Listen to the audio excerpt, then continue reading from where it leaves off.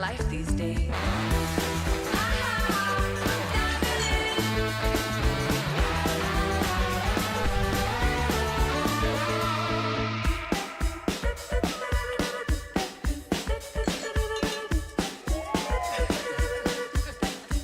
The all-new Hyundai Kona. Seriously fun.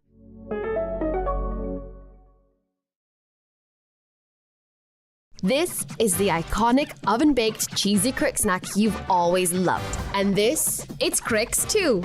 Can you spot the difference? No? That's because there isn't one. Cricks still has the same irresistible crunchy goodness, wrapped in a stylish new packet.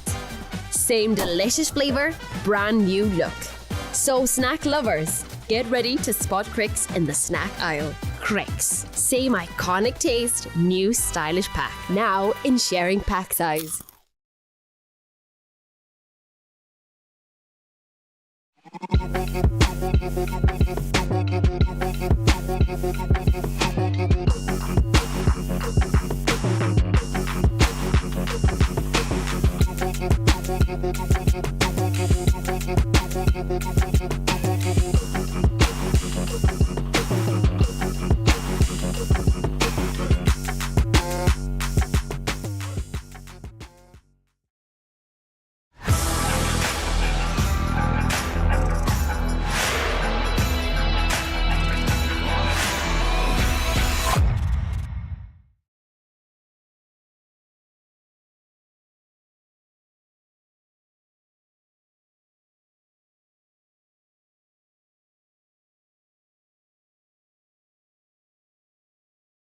We've got 2 rounds left, and we've got 5 points, splitting the top 2 in the championship. 5 points is not very much when this championship is concerned. It is a little bit less than the difference between first and second. We've talked about it last time we were with you 1 week ago. We'll say it again. It is up to Jake Samet to find 1 win on Kyokudo Racing between now and next week at Bathurst. And if that is able to happen, then Jake Samet takes the title. Anything short of that, and Kyokudo, who has been 100% when he has turned up to race, will pounce and will look to win. We are at Fuji Speedway, though, under the shadow of Mount Fuji itself, and the home, of course, of the Tokyo Olympic cycling road races out there and time trials. We look forward to what great sim racing has to offer. I'm Jake Sperry, Adam Reed, along with me for the ride today. And Adam, Fuji provides a very different challenge to a number of circuits we have seen this season. It is rather unique in the sense that you've got that massive long front stretch to go and try and concoct a move. But then a lot of the lap, because of the updates to the circuit, feels a little bit two-faced. You've got a very flowing opening sector and a half and a very jutting final sector to the lap. Yeah, hi Jake. It's going to be a really, really wild one. I definitely a lot of potential to this racing circuit. It's absolutely amazing, an absolute mystical circuit, and really one that has a lot of history all throughout its kind of time in motorsport. Of course, these sim races will be very much going up against a big challenge, and a really nice first part of the circuit on the right side of the circuit, but when you get over to the left, it's so much more complex. You're kind of fiddling your way and having to dance the car through the corners, and sometimes you'll have a few feet wrong. So hopefully you'll try and make that and clean that up in your entire race. But yeah, a couple of home races for the Honda, the home race for the Lexus, and the Porsches, which we've seen so much of in this Asphalt Kings Championship. They will be very much at home, competing in the World Endurance Championship 6 hours of Fuji. They certainly will do. This show is brought to you by GamingMalta, along with the collaboration of Hyundai, Intercomp, Sunshine Snacks, Level Academy, and JACAP. Here, your Asphalt Kings Malta GT3 Championship is proving to be great. Last time out, Daniel Vella walked away with one. Jake Samet threw everything he could at it, but 5 seconds worse off he was by the end of the race. Porsche versus Porsche. Jonathan Spiteri would take a nice third place ahead of Denzel Agius in fourth at Sardinia, with Ayrton Birmingham and Clinton Orland 5th and 6th. George Page, with his mistake, put him back in 7th, along with Christian Samet, John Paul Vella, and Osbert Zverev making up the top 10 as things stood as they went. But it was really quite an interesting race last time out, Adam, in the sense that Jake Samet, for the first time really in qualifying, really showed that he's got the pace to match. But qualifying pace, as we know, is one thing. Race pace is most certainly another. Absolutely. They were absolutely flying in that qualifying session. It was unbelievable watching those two fight it out so much, and just taking it from one another. I think we could potentially see the same thing in Fuji. It's just about who has the kind of setup to go there. And there are your championship standings, as you see there. Only 5 points between Samet and Daniel Vella. He's going to be very much in the hunt, and Denzel Agius taking third for the first time. Of course, Ilan Dimek in the Honda, of course, started off so well, but unfortunately fell off in the last couple of races. And a DNF last time out from Sardinia will not help his fortunes. I think he'll have to go into the next season with a lot of thinking to do in the break that we have for Asphalt Kings. But for sure, there's so much to play for. When we do get into that qualifying session, I think we'll see some really fast time being inputted, especially by our top two. What's your take on this one, Jake? Well, I think the take's quite simple for those third on back right now. They must find a way to beat both Daniel Vella and Jake Samet here today to keep their championships alive. Denzel Agius needs to by one position in any way, shape or form, but the likes of Jonathan Spiteri and Ilan Dimek are going to have a lot more work cut out for them to find the points that they need. For the top two, I think that Daniel Vella has been proving how basically resolute he's been, that he can't be stopped at the moment at the front, and you've got to try and do the impossible if you're Jake Samet. But if there are any two tracks where you can make that happen, one of them turns up this week and the other one turns up next week, which pretty much tells you all you need to know. So let's start talking about what we are in for tonight when we get to racing at Fuji.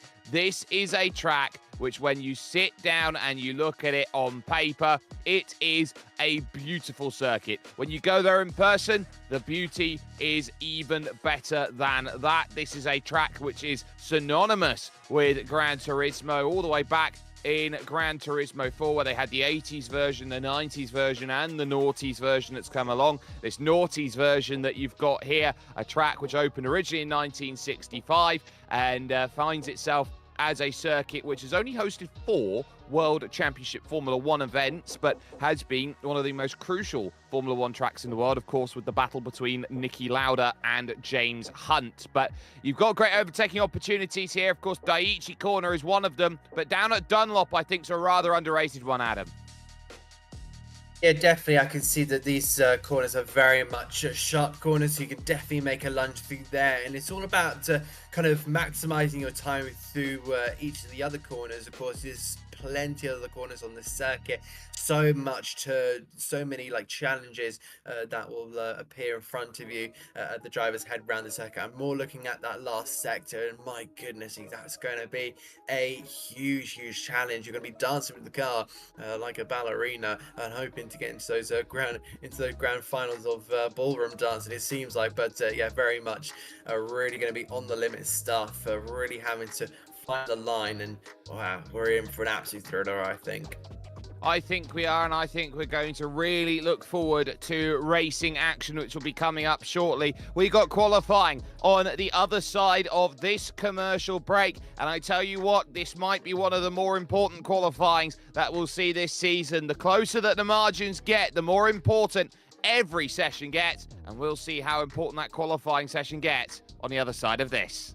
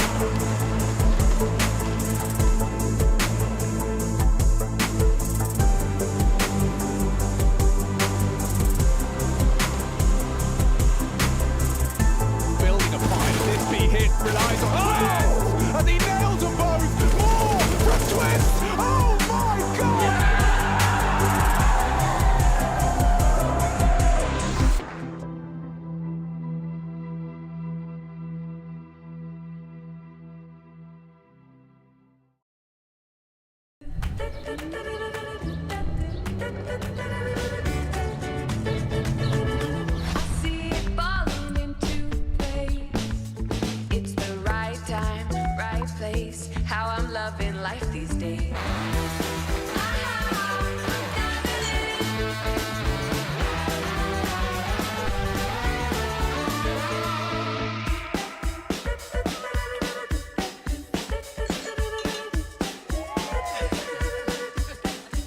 The all-new Hyundai Kona. Seriously fun.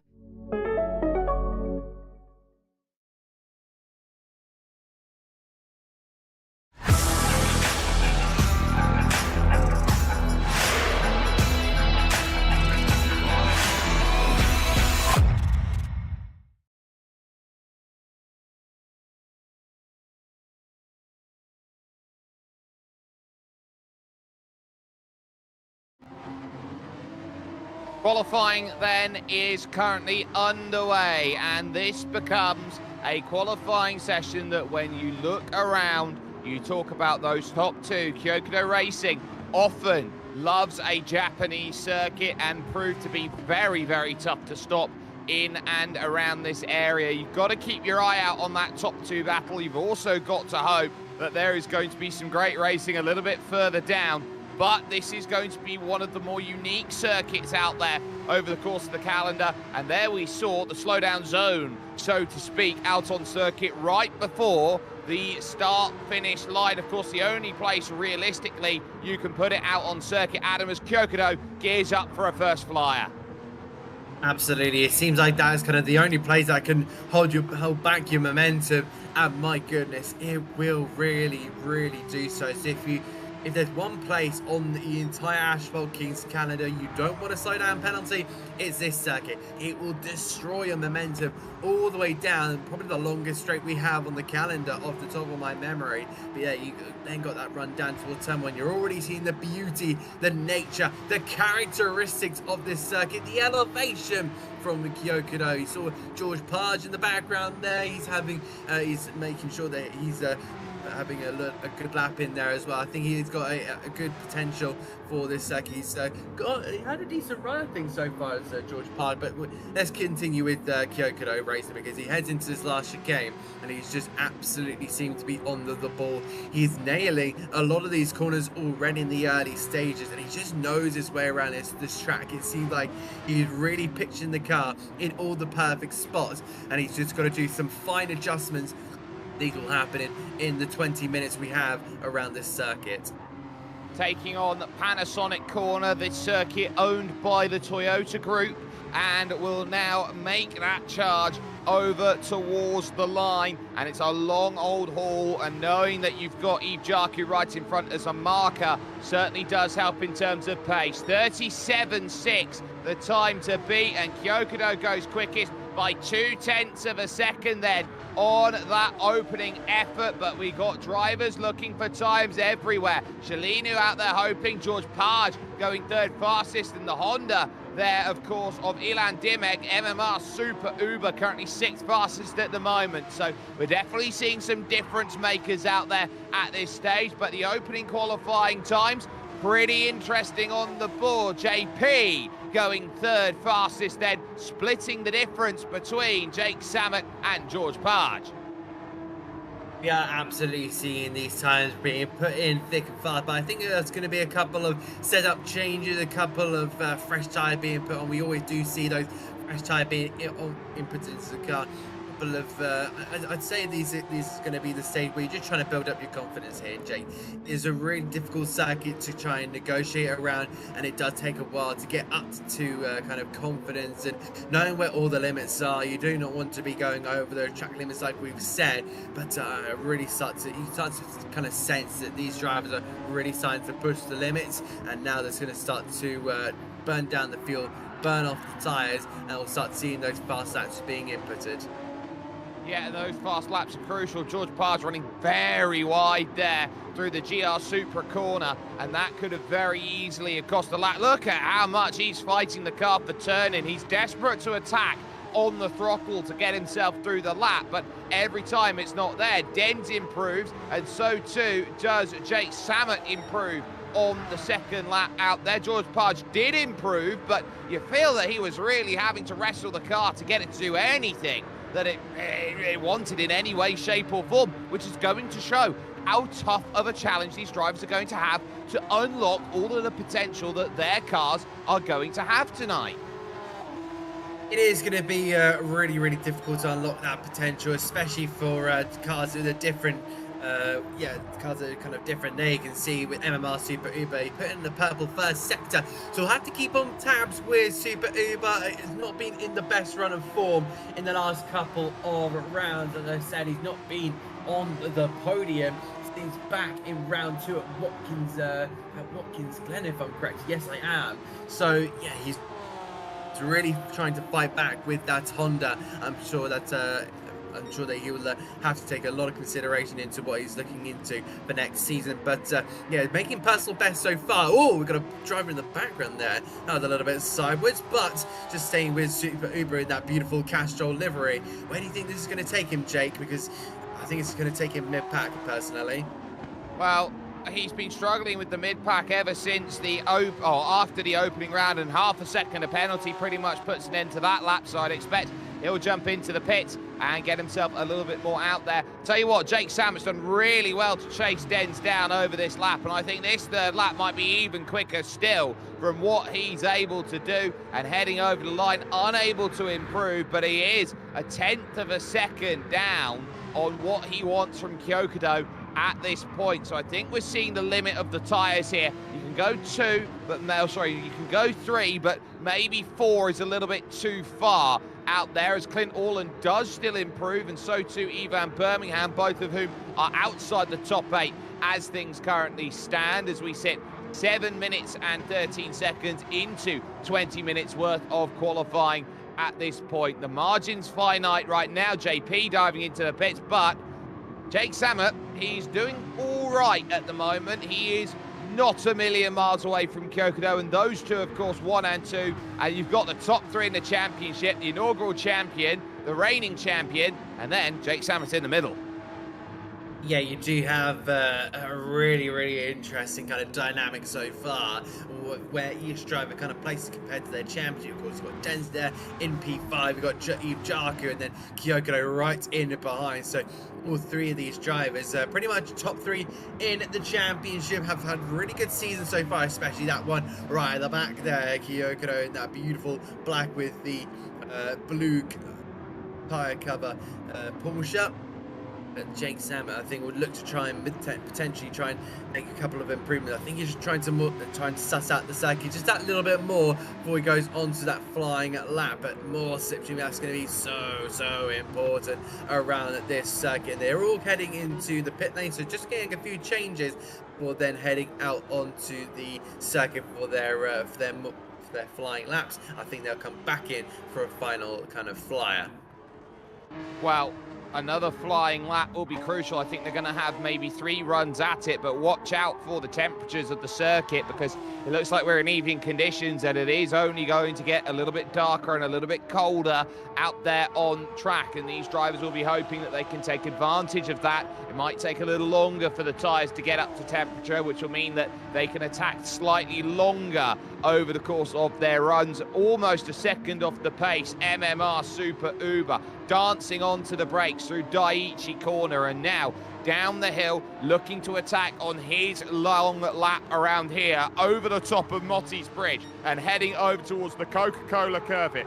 Turn number 3 out on track, a fast jutting left, so easy to understeer out wide, and you need 100 degrees right here. This long sweeping corner where you can go a little bit wider to diamond off the apex, head over to the right hand side of the circuit, left hand side on screen, around the Advan Tower, through Advan corner. He pushes a little bit wide there through, using all of the road, and then dropping through 300R, which are 2 very fast right-handers. You take flat out through this section and just wait for the brakes, because Dunlop corner's next. He is up right now by 800ths of a second, so he's not got enough to improve, so to speak, on position, but enough for his laps. Through the tricky Dunlop, I would say, chicane section, the corner, followed by 2 that follow along with it, the left and the right, and after the right-hander, it's all off camber in this final sector, making it a nightmare on this Herman Tilke design final section of circuit. Through Panasonic, where you're trying to find your way forward through the final section, attack off of the exit and head over towards the line. MMR Super Uber, hoping that there is an improvement in the back pocket for him, and charging over with that attempt at just over the halfway stage. It is enough to jump up P5. It's a good lap there, and a really promising kind of telling story that he's got so far. I think there will be a little bit more improvement, maybe by a 10th or 2, but we'll have to really see how that progresses.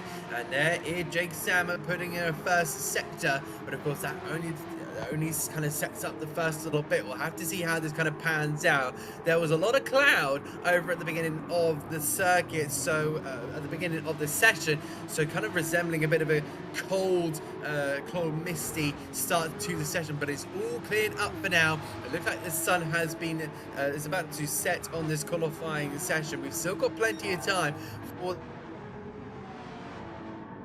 now. We're seeing a 10th faster here for Jake Sam as he continues through this chicane here. He's right behind Kyokudo, so he's going to be picking up a toe here from his championship rival. And I just kind of wonder how much of the how much practice he had here, Jake Sam, because of course he needs it so much for the championship. Like you've said, Jake, only one win will fairly much secure the title. He'll kind of go ahead by almost double the up to double digits in terms of points. But it's of course qualifying that will set him up, and then the race pace, which will see him hopefully with a good battle in the race. But where does Jake Salmon put that Porsche over the timing line? It's faster by almost 0.2 of a second. Kyokudo, your time to respond. Wow. So there is a different maker out there for Kyokudo Racing. Now down on the clock, he needs to improve a little bit more. Jonathan Spiteri finds more. Clint Orland finds a bit more time out there. We focus with JP in the Falcon Porsche, hoping that his run is going to be enough to leapfrog him over Jonathan Spiteri. It's not, he's 0.3 off the pace that he wants to set, but he can certainly put another lap there together. Christian Samet, who's been quietly underrated in terms of his performances, he's never really stood out at any of the rounds this season here, Adam, but he's certainly picking up the points as MMR Super Uber will see another lap fall by the wayside. Absolutely, yeah. Christian Salmon has 100% rate of point scorers. He's been absolutely amazing. Yes, he does sit 9th He's not picked up a big chunk of points, but Sam, yeah, has the best finish of 7 so far.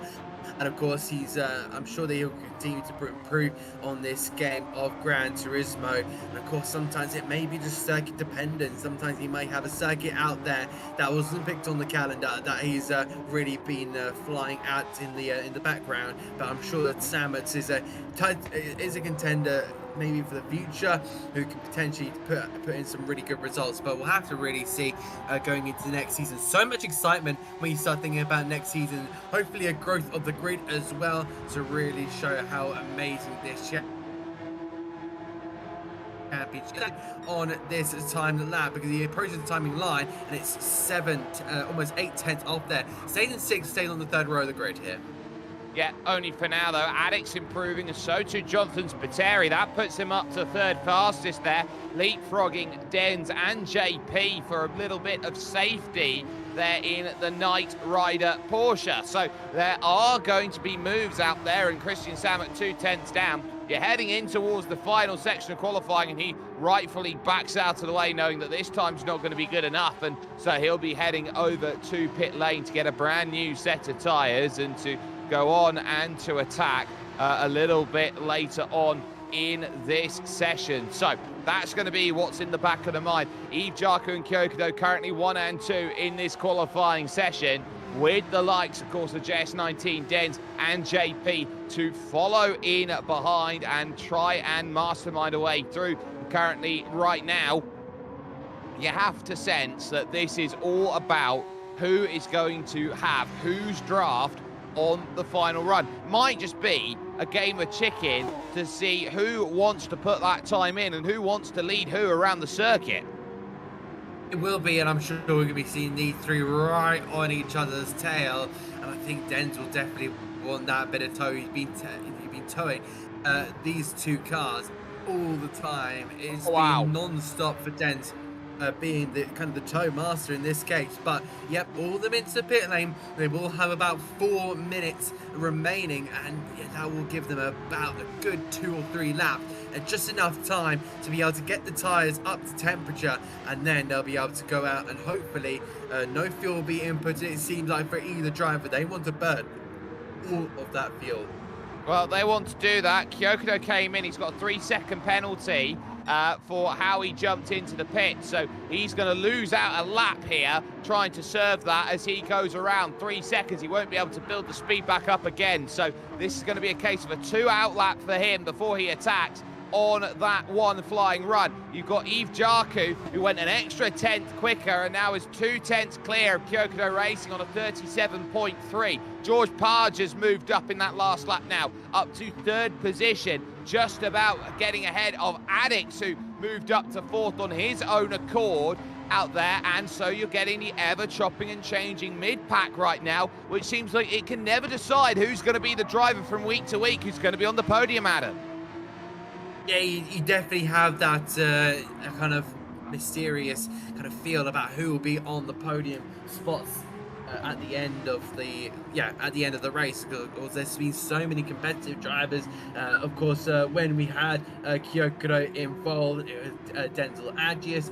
The last 2 times we had Super Uber in Watkins Glen. We also have Page and Addicts when Kyokudo wasn't here for Barcelona. And last time around it was Jonathan Spiteri. So big possibility of some of these drivers really putting in a good performance, and sometimes you may see these drivers coming 4th or 5th, but yeah, they still have that same old speed that yeah, you can really tell that these guys continue to try and improve on themselves, but they're just not at the driver caliber of your Kyokudo Racing, your Jake Sammons.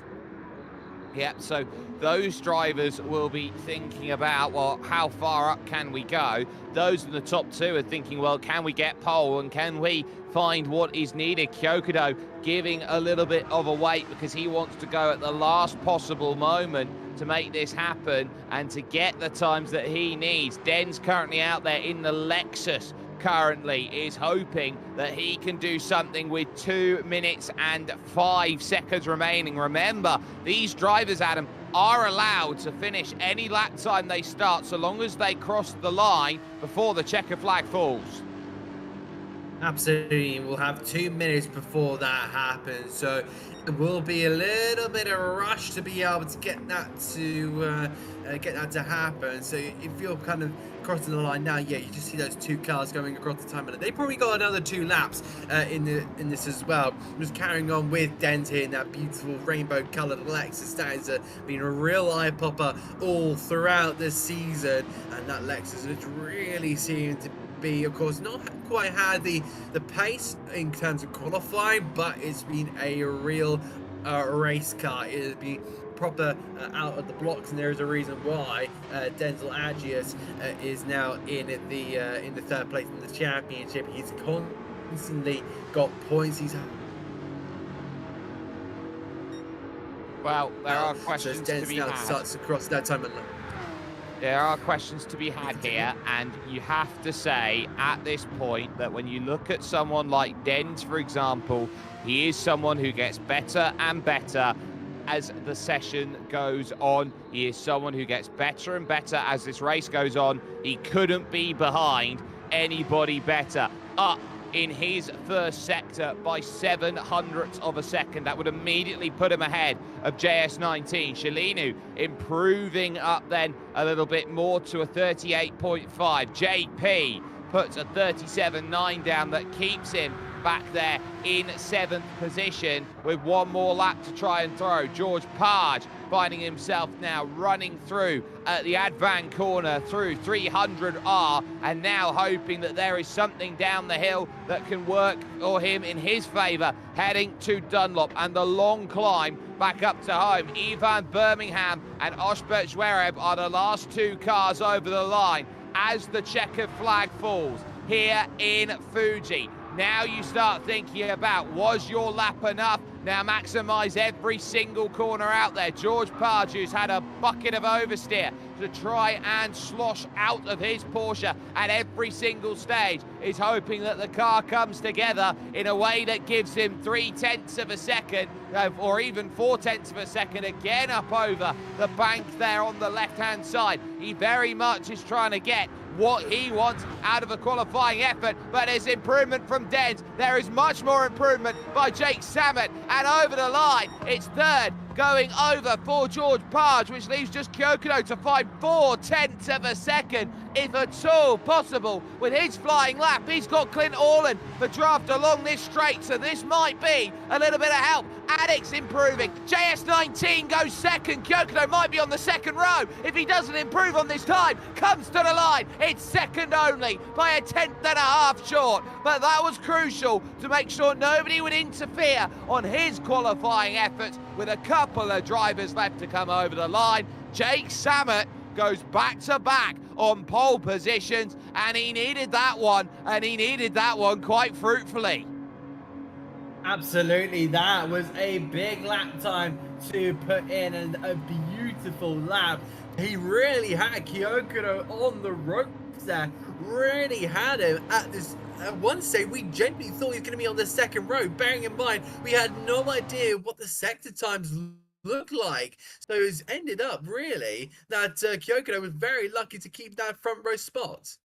Yeah, so Kyokudo putting in a lap time when he needed to get that clearance through and onto the front row of the grid. Rather crucial that he is the first challenger when it comes to race pace. There's confirmation of your qualifying result. Yves Jarku on the pole from Kyokudo, the top 5, or the Porsche RSR 991 from 2017, with Jonathan Spiteri third for a brief moment there, scaring Kyokudo, with Addicts there, IS of Birmingham in fourth, George Parge in fifth, Dens in 6th position, with JP in 7th, and Christian Samet in 8th. 0.8 of a second, splitting the top 8 there in qualifying, meaning that we've definitely got a race on our hands. We really, really do, and I think that was a crucial qualifying. I think now with 3 pole positions in a row, I think that Jake Salmon may have a little bit of an upper hand going into that qualifying session. It's going to be really, really tough for Kyokudo to kind of match that. You saw that final lap, and we're just under 0.2 behind. As you say, that was really interesting on the front row. My goodness, and Jonathan Spiteri to put it up to second.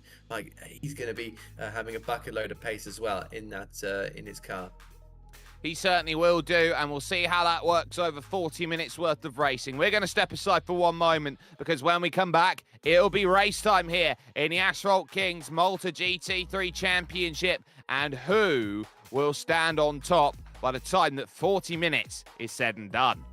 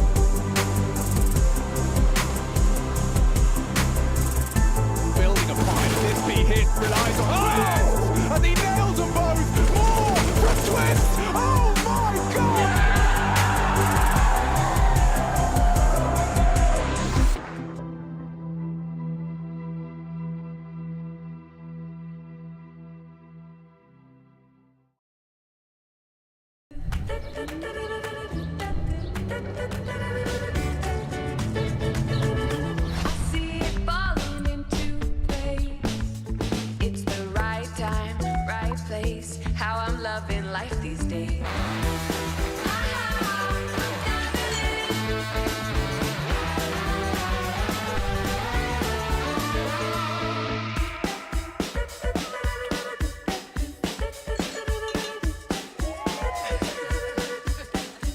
The all-new Hyundai Kona. Seriously fun. This is the iconic oven-baked cheesy crick snack you've always loved. And this, it's Cricks too. Can you spot the difference? No? That's because there isn't one. Cricks still has the same irresistible crunchy goodness, wrapped in a stylish new packet. Same delicious flavour, brand new look. So snack lovers, get ready to spot Cricks in the snack aisle. Cricks, same iconic taste, new stylish pack. Now in sharing pack size.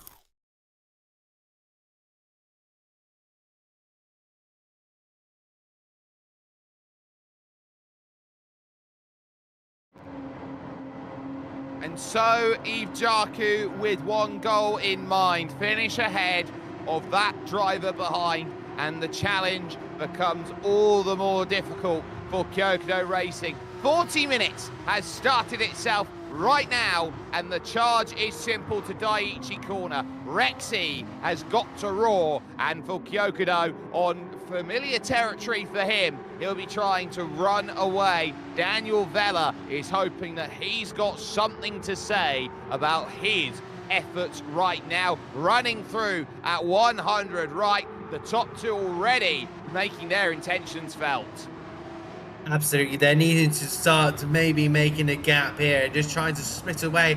They've always done it successfully in the past 6 rounds. They'll be able to do it again once again. Look like it's Jake Sammer already using the outside line. And I think Kyokudo is going to be looking at a move here down in towards the hairpin here. He's going to have a look at Dunlop, and there goes Sammer already playing the defense.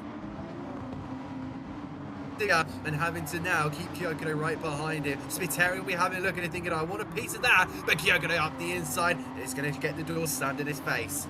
Oh, and a big slide twice there by Jake Sammet, and he'll lose the race lead in one fell swoop. Kyokudo getting what he wants, but look at the run up to Panasonic as he tries to think about a panoramic way to get that done. Slipstream's going to be mightily important here, and you can sense already the serpentine down to the inside of the circuit. JS19 will follow in suit. Jonathan Spiteri has been making a great charge late on in this season, and will certainly want to make his intentions known along this long front stretch. It's pretty much almost a tailwind here as they head towards the opening corner out there, but Kyokudo gets his coverage, and we're going to go almost 3 wide behind. Dens finding himself in the middle of George Page and Christian Sammet, and JP getting a wiggle out to Daiichi Corner. Might have brought Sammet back into play, but at the moment JP able to hold on. Jean-Paul Vella doing what he needs to.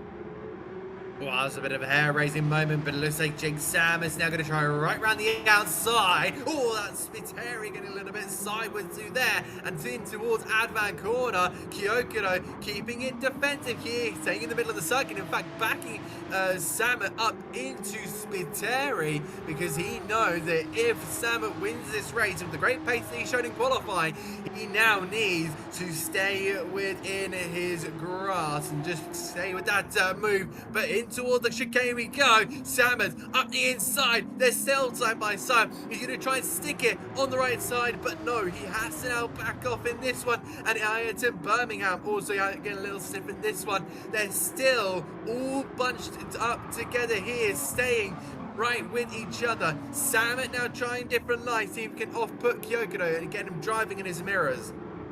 Well, it's certainly a lot of mirror driving. We normally see it break up after about this time, but look at them all together at this point, and there's clearly pace out there from a number of drivers. They want to go and showcase it, but it also shows the power of this draft, why it's keeping these drivers close together, and the opportunities that come along from it here. As now they run onto their third lap of the race, we take a look behind. Jonathan Spiteri not nearly close enough to think about making a move, but you got to keep someone like Kyokudo in range, or Kyokudo can run a little bit wide there down at Daiichi. It's not often that you see him make a mistake like that, but a small one it was. Behind that, Ayrton Birmingham trying to get himself in with George Page. Fastest first sector there over the course of the racing right now for Yves Jarku.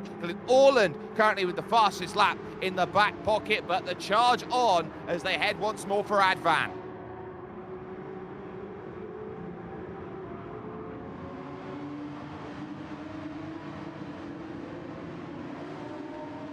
Wonderful racing then that finds itself in play at this point. So now you can really get the sense here. That's what Yves Jarku wants. And Adam, he is closing right up, but he's bringing company with him.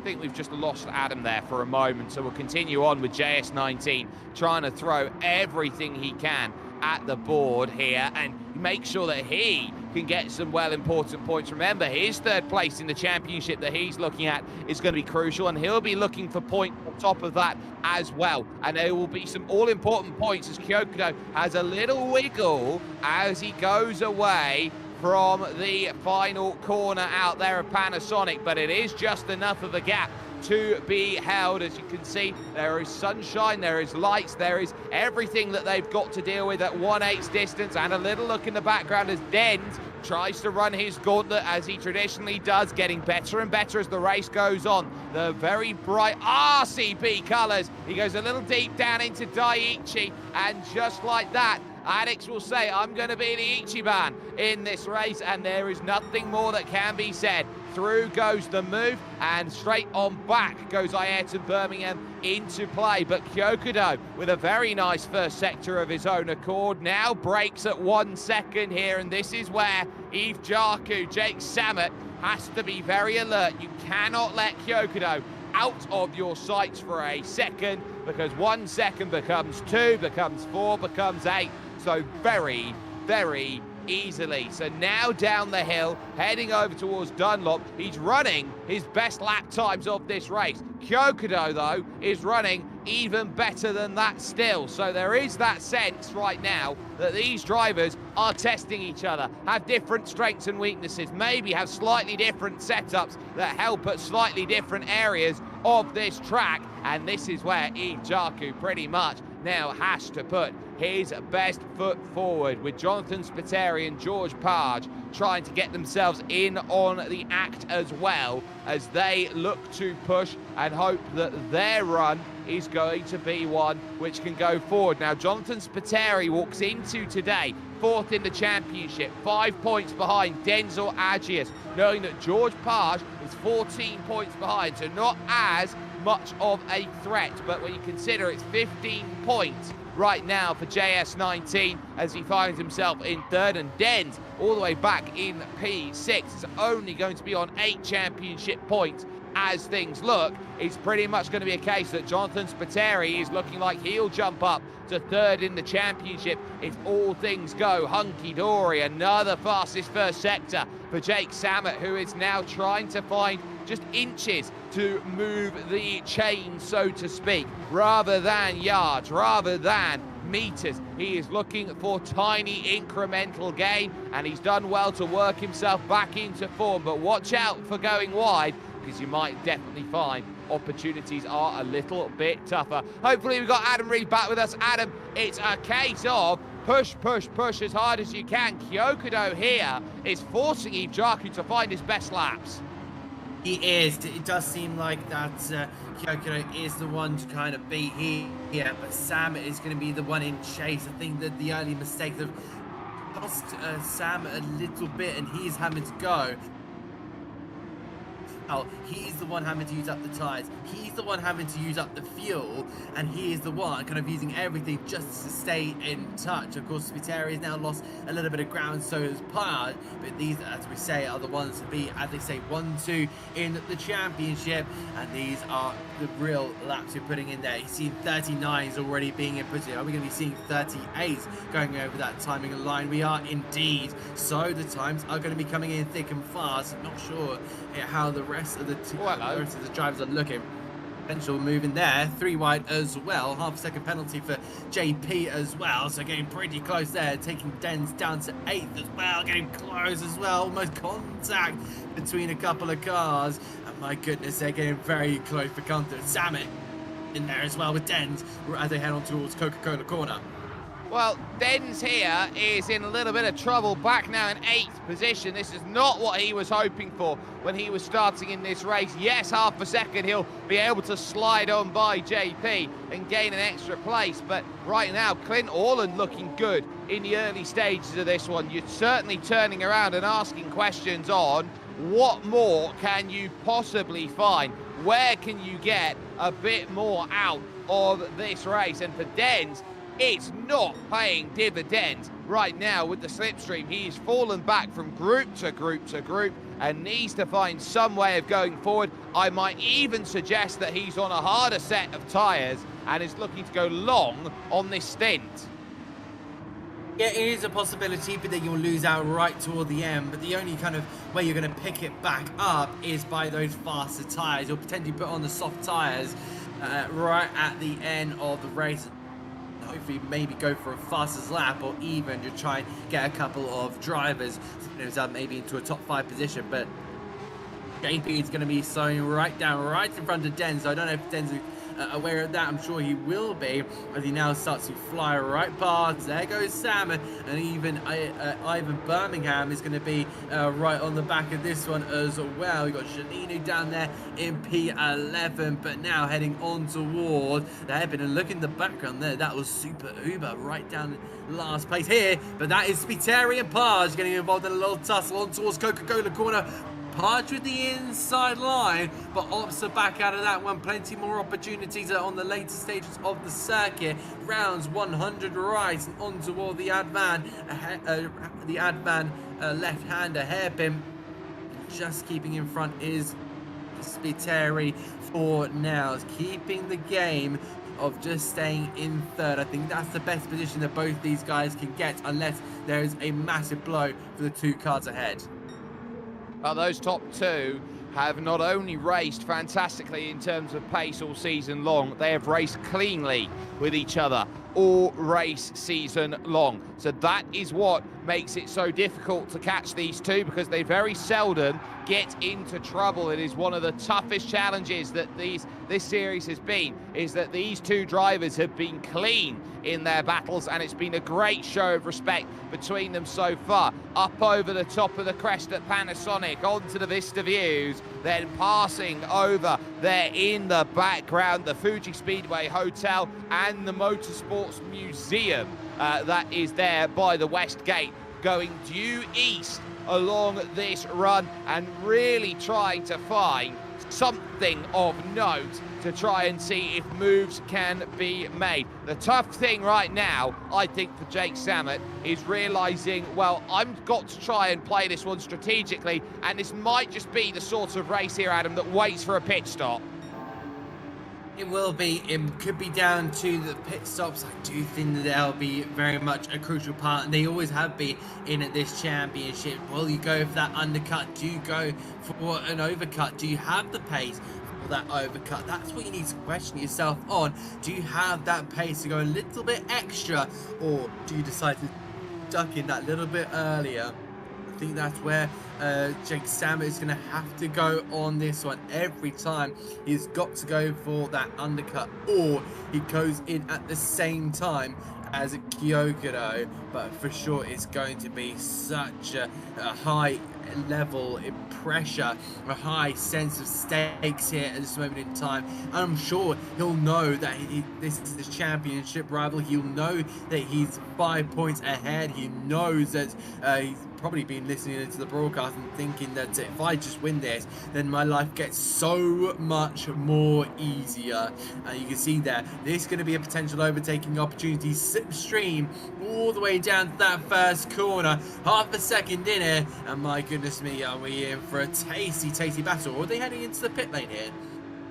Well, it's a very deceptive pit entrance here around the Fuji Speedway. It very much forms on the racing line if you are trying to defend out there, and that's what Kyokudo was trying to do, going all the way to the inside of the circuit. JP looking to recover now, trying to get past Ivan Birmingham for position. This will be for 9th down the inside in this 12-car field, and on the brakes they go, and it looks like JP has got this one nicely sorted with a nice neat bow, and there's going to be attacks off the exit now. Right down at the back, MMR Super Uber. This has not been a day for the Honda driver. It hasn't, and I think that, of course, we talked about the patch that happened, and of course it seems like the Honda has been a little bit nerfed. There was no way that the car was going to change either. You can't do that during mid-season. It would he would have to go and redo it this next season. So hopefully we'll have to see we'll see a lot more of MMR Super Uber when we go into the next season of Asphalt King. But my goodness me, look at this from Sammer, keeping the pressure on. 0.2 of a second. It was right down to between him and Kyokudo, and I wonder if Kyokudo doing it just a tad bit of time saving. And again, you need to get him driving in the mirrors. Some drivers, most of the drivers will crack under pressure in these positions, but we know that Kyokudo is a tough cookie to crack here, and we now see that Samet is right in the wheel tracks here, and a move is on.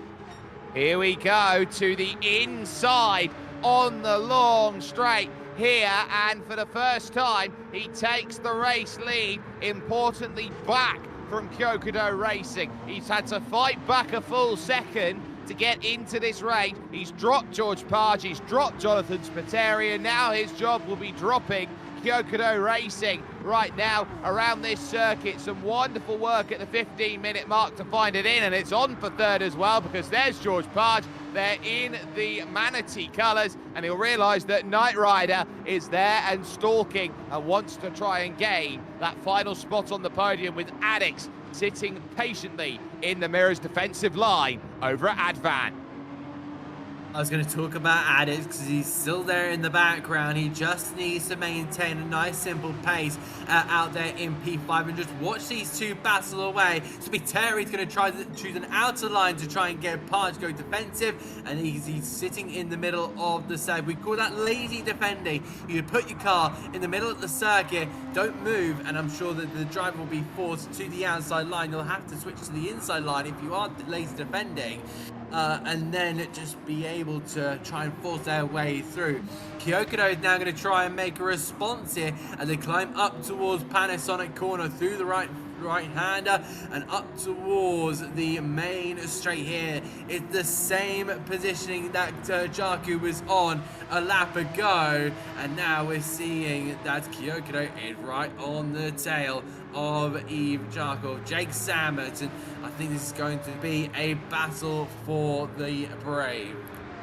Well, this might just be the battle that sends a shockwave by the time Mount Panorama comes around next week in 7 days' time, and all of these drivers throwing Super Uber in 53% of the tank then remaining, so he's used about half the tank in 15 minutes there with medium tyres on. So that's an interesting perspective for a number of these drivers, that they're not necessarily burning all the fuel in the world at this point, that they are still in places where they go, and there are differences from being ahead to being behind, and it's worth keeping that in mind here, Adam, because one of the keys is saving fuel and tyres, whether that becomes a reality.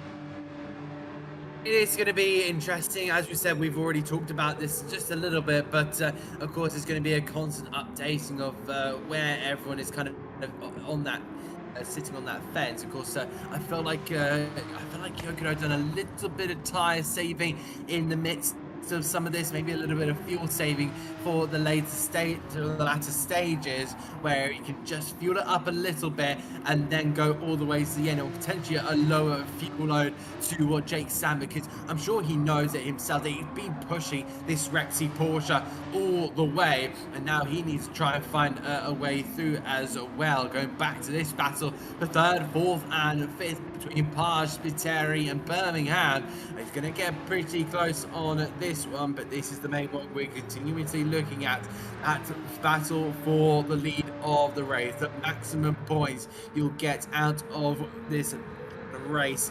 Of course, with Sam still in that lead, it gets that little bit easier, with Kyoko now starting to feel the pressure, not just for the race but for the championship as well.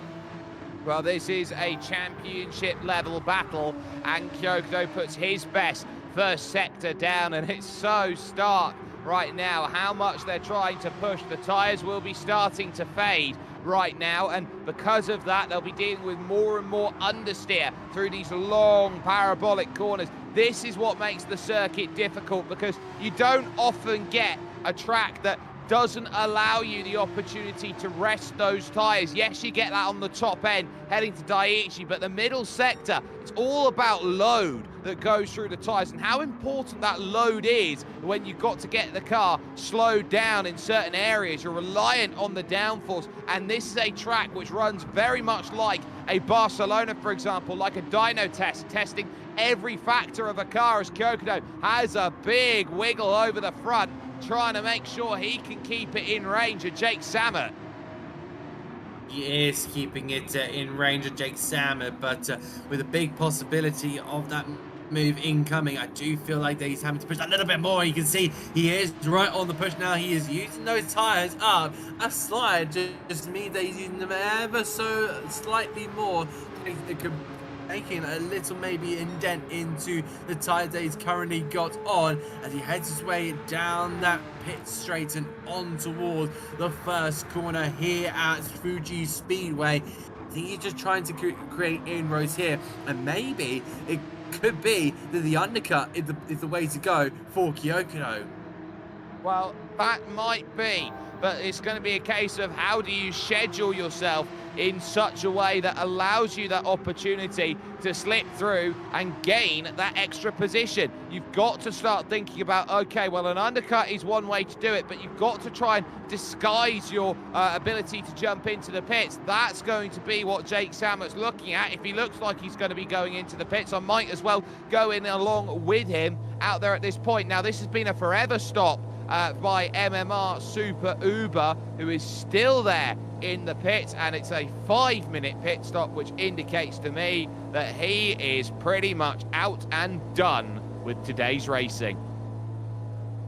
Yeah, it's an unfortunate one. I don't know what's kind of happened in that one. I don't really want to kind of explore what's going on in that place, but I'm sure that he'll try and have to look back and see where it's all kind of gone wrong. He's got one round left at Bathurst, but I don't know how the Honda's going to go around there, because the way it's kind of designed, I don't think it'll be up for the mountain challenge.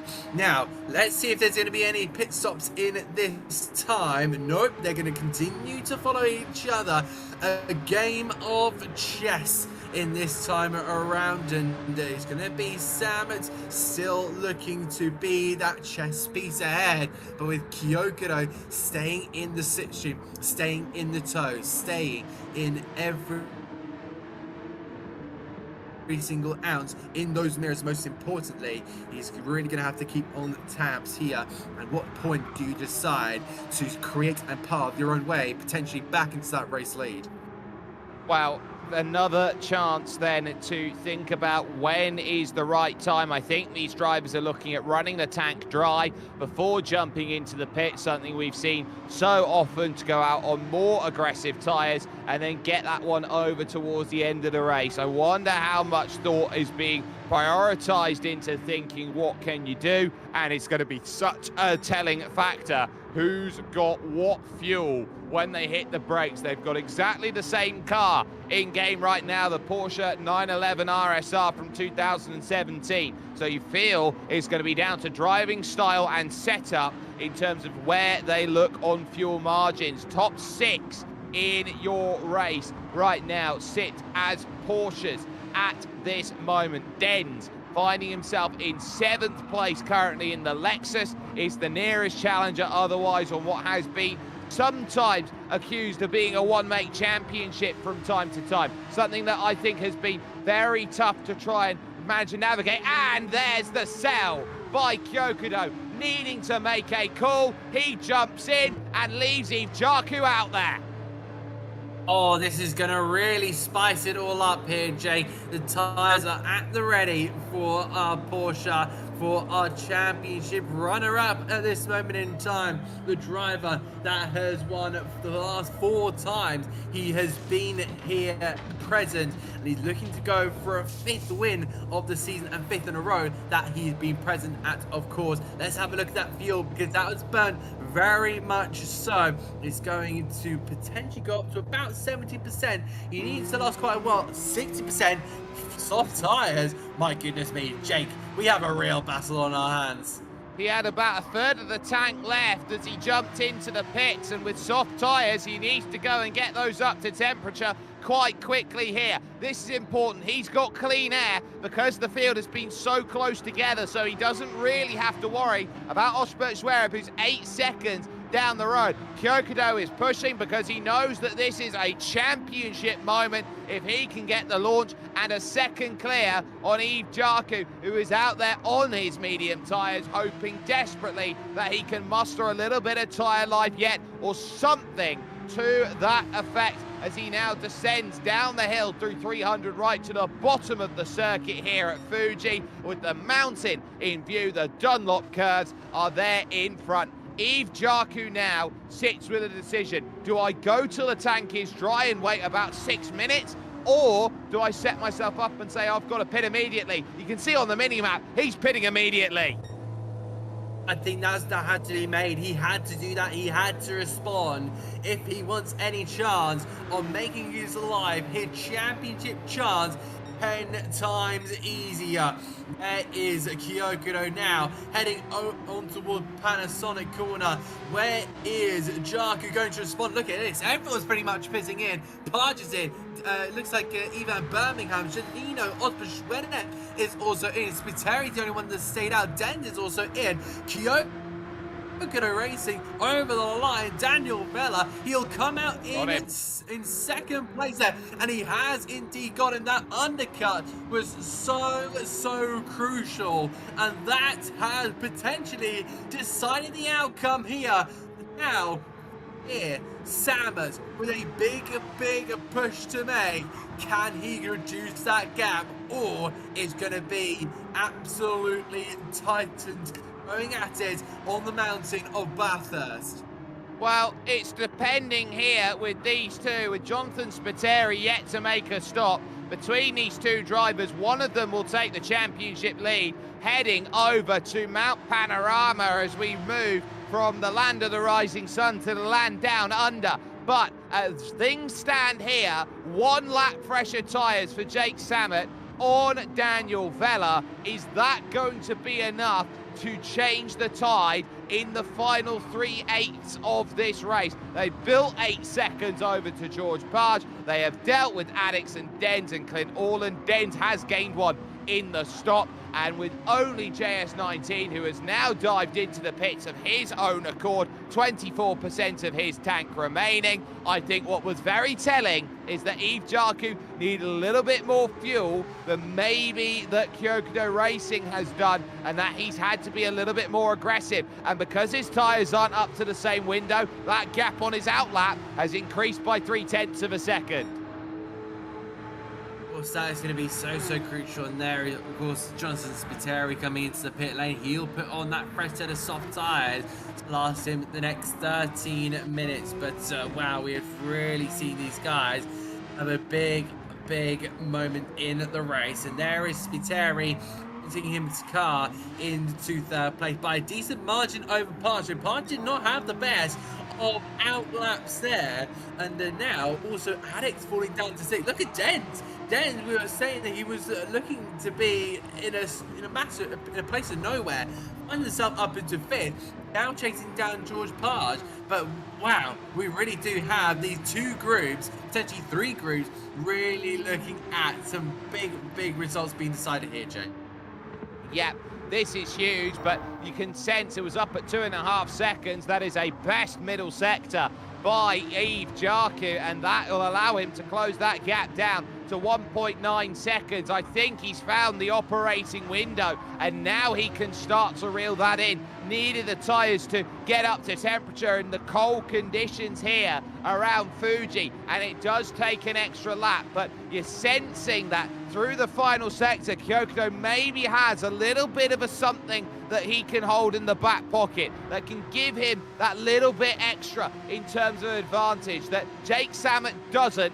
This moment, this is going to be a fine margin style race between now and the end, and almost a case of you can't keep your eyes off of it with the way they run. A fastest lap by 11 thousandths of a second shows how evenly matched these two are, and it's been strategy that has been the aim of the game as JS19 and George Parge look like they're also close in their battles behind 3rd and 4th. Yeah, they really are. They're keeping each other in company. They're keeping each other right with them. And there is Kyokudo making a bit of a response there, saying, you're not going to catch me, pal. I am still the #1 driver. I'm going to take this championship lead and run away with it. But the way this is turning out to be, with the way JACAP had that pole position point, and JACAP had that fastest lap point, would go into the finale equal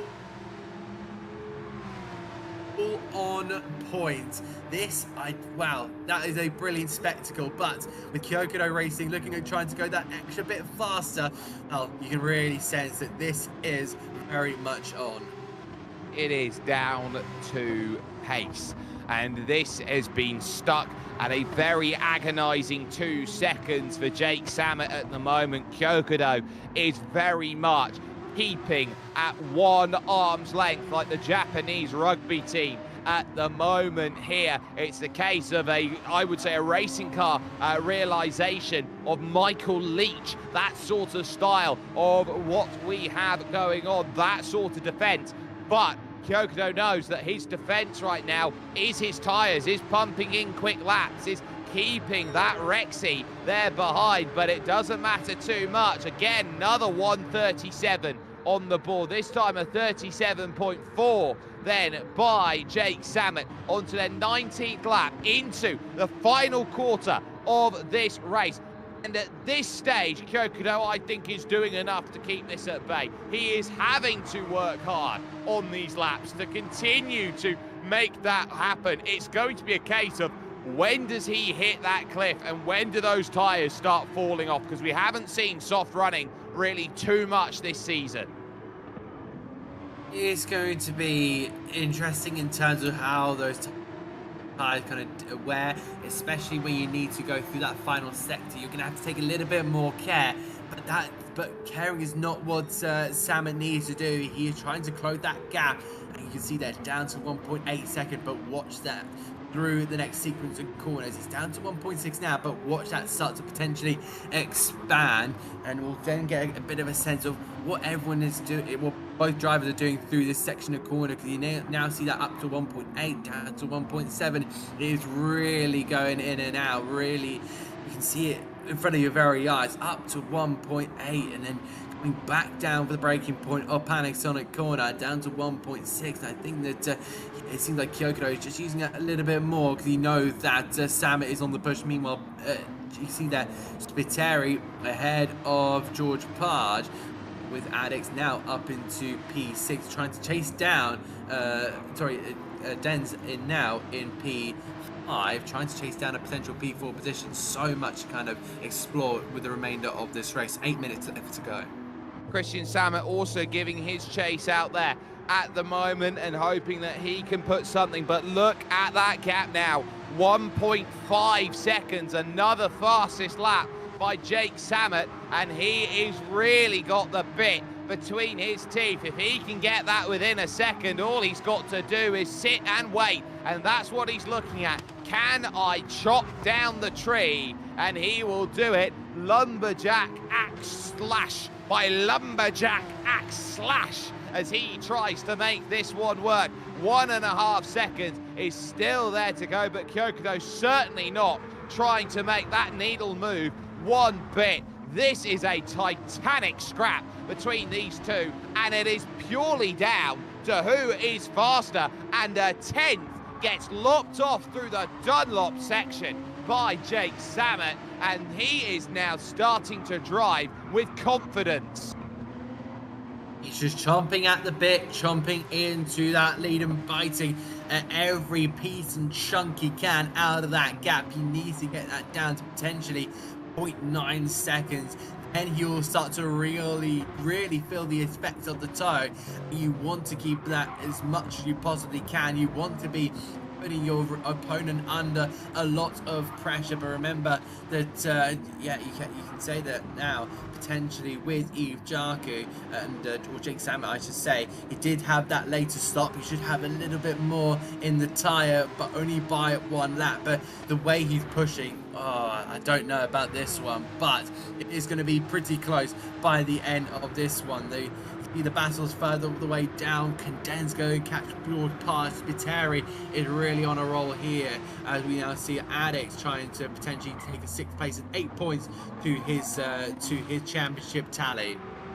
Well, he's trying to find a way to get up forward, but the gaps are starting to split out a little bit further back here. 1 or 2 seconds between everyone at this point, but Jake Samet kicks up a bit of grass out of Advan and back down the hill. 1.2 to 1.3. He finds the gap, and again, he's going to need a bit more because we're going to be down at about 5.5 minutes left in this race, and they're doing 1:37s this moment in time, so he's got to get a move on, and he's got to take 2 or 3 tenths of a second every single lap. He'll be desperate for slipstream at 1.1, and I think he's getting the message here. He's got to really gear it up. He attacks very hard off the corner, but he has to drop the time for fear of taking the penalty, which is there up over the brow of the crest of Panasonic. Still 1.2 seconds. Kyokudo, I tell you what, he is really having to cut this one fine, but he's just, and I mean just, holding this on. He is. That's exactly what he needs to do. He needs to just keep it within a second, make sure that he doesn't get too close. Samet will be closing that gap as much as he possibly can. He will need a Leonardo Fornaroli Formula 3-esque dive bomb move to make something happen.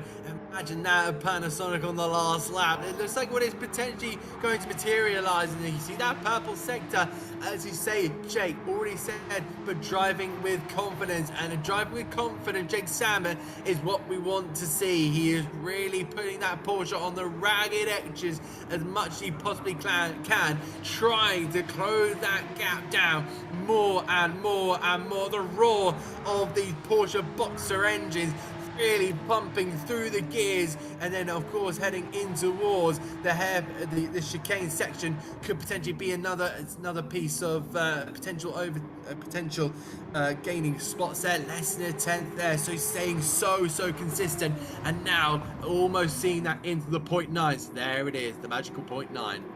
Yeah, but he's got to hold it then for the straight. So he has done all the work, and it's at the bottom of the hill where he does all the work. But Kyokudo everywhere else tries to hold it. 0.8 of a second now, being super aggressive, using all of the road to try and cut back in and attack. 1 second, and now the chase is on at 9/10.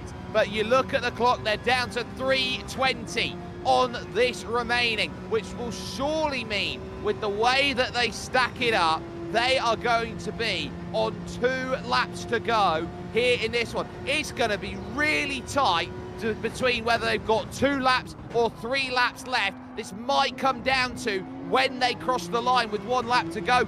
Kyokudo is going to hope that he's got 1 less lap to deal with.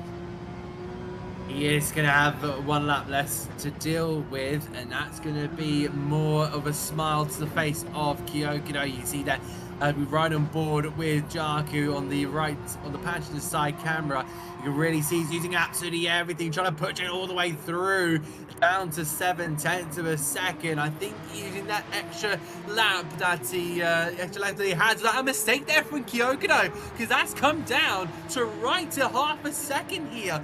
Could there be a potential maneuver coming in the next 2 minutes? Because we now slam on the brakes. We know that Samus is so confident on those brakes, and the tension just builds and builds. But the drivers in those cockpits of those Porsche just need to keep the concentration, keep calm, keep collected, and not make a mistake. It'll be the worst possible time to make a mistake now. And if you're Jake Samet, what do you do? Do you hang on and try and just keep it nice and steady? And where do you go for the potential overtake? The slipstream is going to be massive down towards turn number 1. Wow, you sit back and you realise that Kyokudo is throwing it all the way to the pit wall. Wants none of Jake Samet down the inside. Kyokudo and Jake Samet have not been this close all season, and there's the contact between the 2 of them, and somehow Kyokudo remains ahead, just like that. That is a warning shot beyond warning shots, and we might be in for this one moment being a grandstand here around this Fuji Speedway, and Jake Samet knows it. He knows how important this pass will be on Kyokudo, and he just threw it a bit deep. Another look heading in towards the Advan corner, and now is he starting to get a little bit too aggressive where he finds those lines as they both attack now down through 300 and hoping for a bit more. Watch the clock in the bottom left corner of your screen. 40 seconds from here to get up, and for 1 more lap, Jake Samet is hoping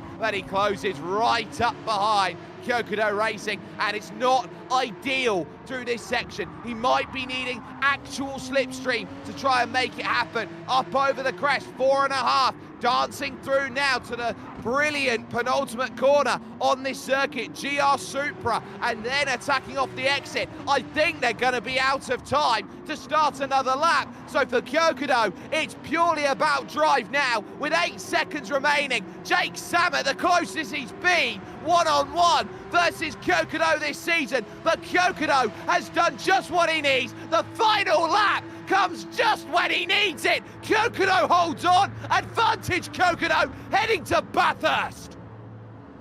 Wow, that was unbelievable. The pole position point, the fastest at point, 2nd place for Jake Samet, can confirm that these drivers will go into that championship finale joint on point. Win in Bathurst, champion crowned. And what a sight we have. Our 2 championship contenders side by side. You couldn't have written this race any better than that.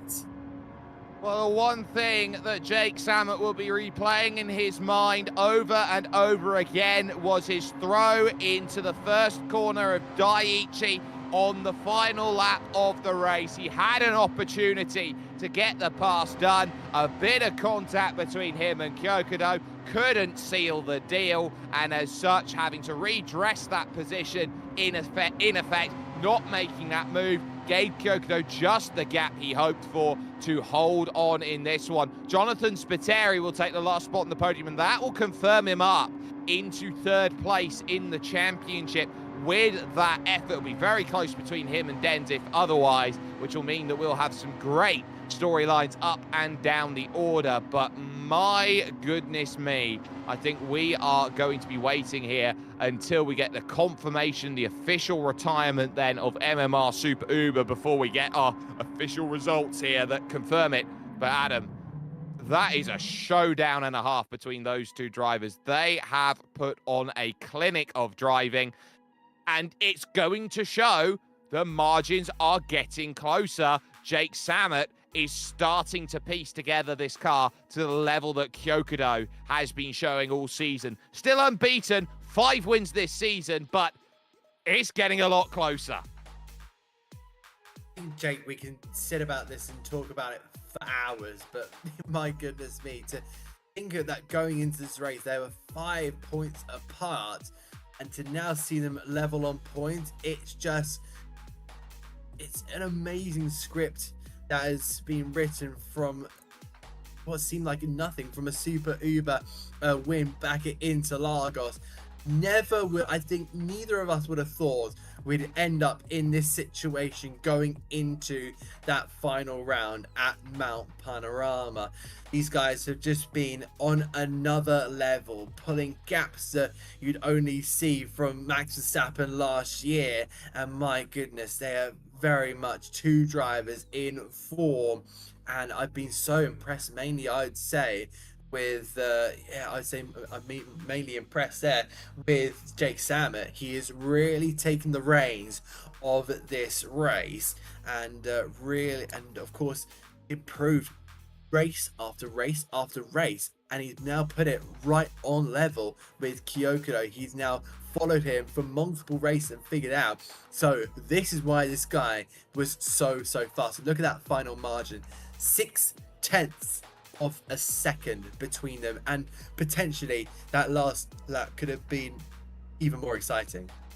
Very much could have been, and I think you got to look at fuel levels. I think you got to look at tyre levels, and that might be the final frontier that gets it there. The fastest lap in Yves Jarku's hands, but Kyokudo racing with the victory. It's Jonathan Spiteri finishing third ahead of George Parr's GRG.GG. Then Denz in fifth, continuing his hopes for third overall in the championship. Addix there, a sixth place finish ahead of Clint Orland, and Christian Samet there in 8th position overall, just about 26 seconds down over your overall winners. But we got to start talking about this final circuit, because it is the mountain, as it is known, Mount Panorama in the regional New South Wales town of Bathurst. And simply put, it is one of the most unique street circuits that the world has ever seen. The Mountain Pass might just be the most thrilling ending to a season. What do you think, Adam? Well, I've seen many pictures of Mount Panorama, and it is just another sense of roller coasters. There are many tracks that you can say in the motorsport world that you can describe it as a roller coaster, but Mount Panorama just has to be right at the top. You go over mountains, you have massive amounts of elevation, of course, so many different kind of characteristics to this circuit. Of course, you got the kind of the downhill section before you're heading onto that long back straight. That could potentially catch a couple of drivers out. What a place to have a finale, to have these drivers tight on point, knowing that these two will go hammer and tong, potential more side-by-side action when we get into that race. I'm sure these drivers will be practicing lap after lap after lap, trying to find any sense of improvement. But you just imagine the circuit and imagine these cars around it. It is going to be one not to miss. It certainly won't. 7 days from now, mark it down in your calendar. September 9th is when it is going to be. It is going to be Vela versus Samet. And you do not want to miss that here with us and the Asphalt Kings 2024 Malta GT3 Championship, a Velocity esports racing production brought to you with GamingMalta and in collaboration with Hyundai, with Intercomp, with Sunshine Snacks, with Level Academy, and with JACAP as well. From Adam Reed and myself, Jake Sperry, bringing you all of the action here today from what has been Fuji Motor Speedway, the International Speedway.